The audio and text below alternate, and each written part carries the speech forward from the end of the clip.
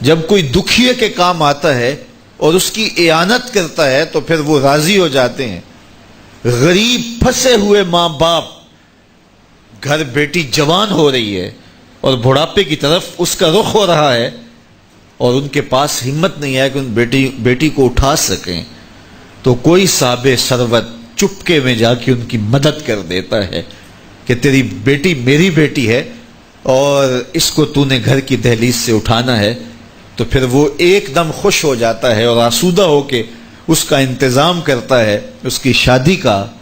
تو کوئی جانتا ہے کہ اس بوڑھے ماں باپ کے دل سے کتنی دعائیں نکلتی ہیں اور اس جو ہے وہ بیٹی کے دل سے کتنی تمنائیں اور کتنی جو ہے وہ نیک جذبات ان اشخاص کے لیے ہوتے ہیں جو ان کی مدد کے لیے کھڑے ہوئے. تو کوئی اس کا وزن ہے؟ کوئی وزن نہیں کر سکتا کہ اللہ تعالیٰ اس کی برکت کتنی عطا کرتا ہے. تو میرے حضور نے ارشاد فرمایا تمہیں جو رزق دیا جاتا ہے، مصائب سے تمہیں بچا لیا جاتا ہے، آتی آتی تکلیف ٹل جاتی ہے، تمہاری نصرت دشمن کے مقابلے میں ہوتی ہے، حاسدین کے مقابلے میں تم کھڑے ہو جاتے ہو. فرمایا تمہیں پتہ ہے یہ تمہیں کیوں ایسا ہوتا ہے؟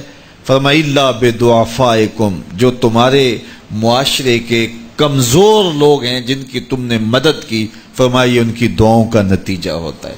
ان کے اٹھے ہوئے ہاتھ اللہ کبھی خالی نہیں موڑتا ہے. اس لیے لاچار لوگوں کی، دکھی لوگوں کی، بے بس اور بے آسرا لوگوں کی مدد کے لیے کھڑے ہو جایا کرو.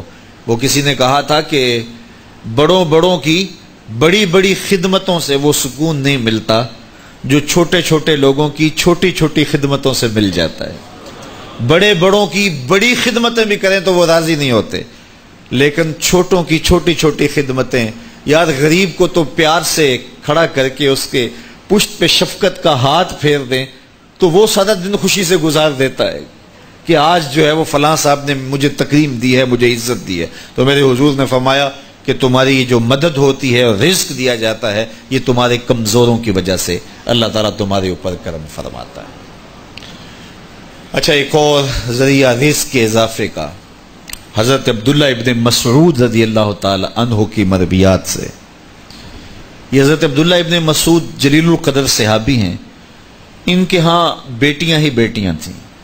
اچھا، جب ان کا آخری وقت آیا اور یہ بڑے سخت بیمار ہو گئے تو نزع کی سی کیفیت طاری ہو گئی، تو حضرت عثمان غنی رضی اللہ تعالیٰ عنہ ان کا حال پوچھنے آئے. تو جب حال پوچھا، بیٹھے، گفتگو ہوئی، واپس چلنے لگے تو حضرت عثمان غنی نے اشرفیوں کی 2 تھیلیاں نکال کے حضرت عبداللہ ابن مسعود کو پیش کی. تو انہوں نے کہا کہ مجھے تو اس کی ضرورت نہیں ہے، میں تو اس دنیا سے جا رہا ہوں، تو یہ مجھے کیوں دے رہے ہیں؟ تو حضرت عثمان نے کہا کہ یہ آپ کی بیٹیوں کے لیے، چونکہ آپ کی بیٹیاں ہی بیٹیاں ہیں تو یہ میں ان کے لیے پیش کر رہا ہوں. آپ کو تو واقعی ضرورت نہیں، دنیا سے جا رہے ہیں تو یہ ان کے لیے ہے.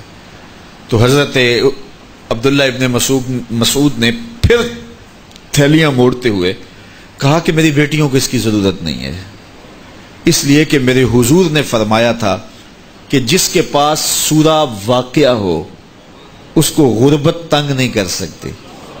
تو میری بیٹیاں رات کو سونے سے قبل 1 مرتبہ سورہ واقعہ ضرور پڑھتی ہیں، اس لیے تم میری بیٹیوں کے بارے پریشان نہیں ہونا. اللہ کے فضل سے انہیں غربت تنگ نہیں کرے گی، ان کے پاس سورہ واقعہ جو موجود ہے. تو یہ کسی ایسے ضرورت مند کو دو جس کے پاس سورہ واقعہ نہیں ہے. تو سورہ واقعہ کی تلاوت یقیناً رزق کی فراوانیاں اور رزق کی برکتیں حاصل کرنے کا ایک ذریعہ ہے، اور دروازے کھل جاتے ہیں اگر سورہ واقعہ کی تلاوت تسلسل کے ساتھ کی جائے. اس لیے اپنے معمولات میں سورہ واقعہ کو شامل کر لیجئے گا، اس کی برکات سے انشاءاللہ رزق کی فراوانیاں نصیب ہوتی ہیں.